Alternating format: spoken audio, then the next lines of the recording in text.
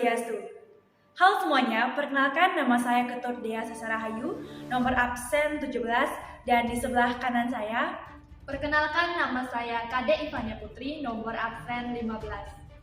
Baik, pada sesi kali ini, pada video kali ini kami akan membahas terkait tentang kasus dari Mario Dandi yang menganiaya David. Dan tanpa berlama-lama lagi, langsung saja kita ke sesi berikutnya. Berdasarkan informasi yang kami terima pada laman CNN Indonesia, di mana kepolisian menetapkan adanya 2 tersangka dan 1 pelaku dalam kasus penganiayaan David. Yang pertama adalah Mario Dandi Satrio, pria yang berumur 20 tahun, ditetapkan sebagai tersangka dalam kasus penganiayaan David, di mana diduga Mario sebagai pelaku utama dalam kasus penganiayaan David secara terencana. Berikutnya, Shane Lucas ditetapkan sebagai tersangka oleh pihak kepolisian. Pria berumur 19 tahun ini diduga sebagai provokasi dan juga sebagai pelaku perekam kejadian penganiayaan David. Berikutnya adalah Agnes Gracia atau biasa disebut dengan AGH, di mana polisi menetapkan masih dalam status pelaku dikarenakan AGH ini baru saja berumur 15 tahun, di mana AGH ini mengaku mendapatkan perlakuan yang tidak mengenakan dari David. Berawal dari kabar yang tak mengenakan yang didapatkan oleh Mario dari APA, di mana APA ini merupakan teman dekat dari Mario. APA menyampaikan bahwa sang pacar yakni AGH mendapatkan perlakuan yang tidak mengenakan dari David. Kemudian Mario mengonfirmasi apa yang telah disampaikan APA kepada AGH dan AGH mengiyakan hal tersebut. Kemudian hal ini berlanjut pada tanggal 20 Februari di mana AGH mengaku akan mengembalikan kartu pelajar milik David kepada sang tersangka yakni Mario. Nah, mendapati hal tersebut, Mario merasa ingin melakukan pembalasan apa yang telah dilakukan oleh David kepada AGH sang pacar. Kemudian Mario Dandi sang tersangka mengonfirmasi hal tersebut dengan menelpon temannya yakni Shane Lucas yang juga ditetapkan sebagai tersangka, dan yang disampaikan oleh Mario Dandi direspon dengan kalimat yang provokatif dari Shane Lucas kepada Mario Dandi. Tentunya hal itu membuat Mario Dandi merasa sangat emosi dan melaksanakan tindakan perencanaan penganiayaan kepada David. Kemudian Mario Dandi, Shane Lucas dan juga AGH mendatangi tempat lokasi kejadian yang cukup lumayan dekat dengan tempat tinggal rumah dari teman dekat Mario yakni AGH. Kemudian terjadinya komunikasi peran-peran apa saja yang akan dilakukan oleh Mario, Shane Lucas dan juga AGH, di mana Mario meminta Shane Lucas untuk merekam kejadian yang akan dilakukannya pada hari itu juga menggunakan handphone milik Mario.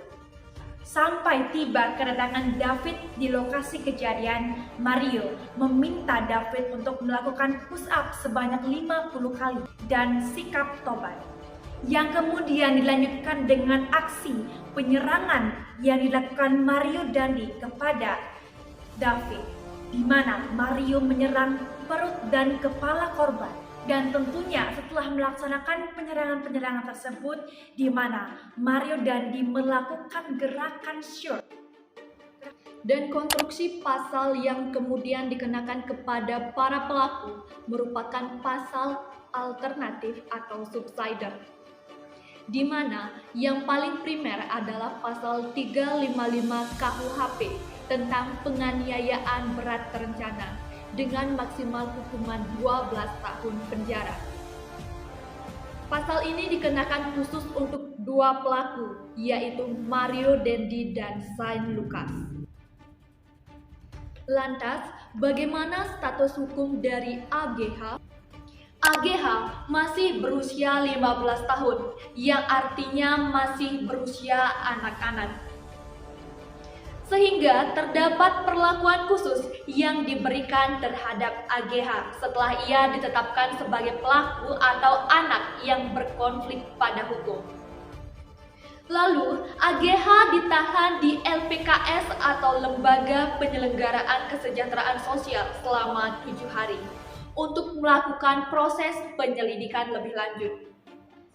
Terkait dari kasus penganiayaan yang dilakukan oleh Mario Dandi kepada David ini beruntut panjang, di mana para netizen atau warganet mengulik lebih dalam lagi, lebih lengkap lagi mengenai asal dari keluarga Mario Dandi. Dan ditemukan bahwa keluarga dari Mario Dandi yakni adalah salah satu pejabat pajak, di mana adapun dampak dari kasus Mario Dandi yang menganiaya David diantaranya, yang pertama, ayah dari Mario Dandi, Rafael Alun Trisambodo yang dicopot dari jabatan kepala bagian umur kantor wilayah DJP, di mana hal tersebut dicopot langsung oleh Menteri Keuangan Sri Mulyani Indrawati.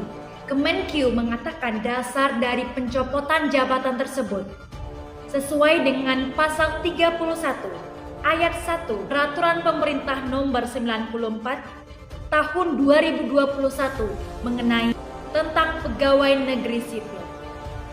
Dampak dari kasus ini berikutnya ialah KPK turun tangan langsung periksa harta kekayaan dari ayah Mario Dandi.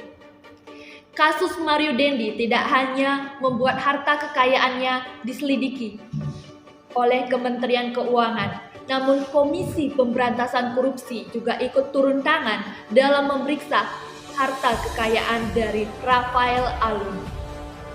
Menurut Deputi Pencegahan dan Monitoring KPK, harta kekayaan Rafael Alun tidak sesuai dengan profilnya sebagai ASN Eselon 3, ditambah laporan harta kekayaan penyelenggaraan negara banyak berisikan aset.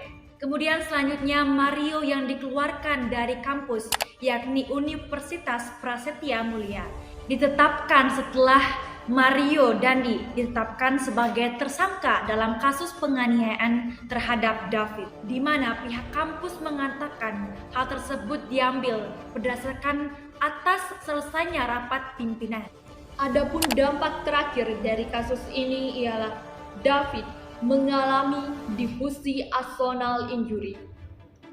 Diffusi axonal injury adalah robekan serabut saraf penghubung panjang otak atau akson yang terjadi saat otak cedera yang biasanya mengakibatkan koma.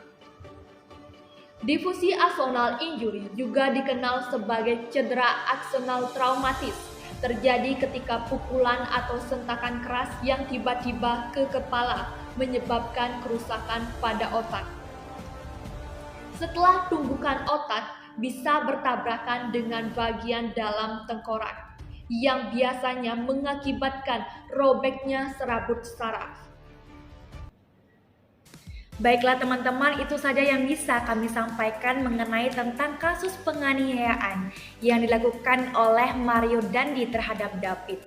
Tentunya ada banyak pelajaran yang dapat dipetik dari kasus ini, di mana salah satunya agar kita dapat mengontrol emosi dan mawas diri, agar tidak terjadi suatu perbuatan-perbuatan yang tentunya dapat memberikan efek penyesalan jangka panjang terhadap suatu perilaku yang kita lakukan.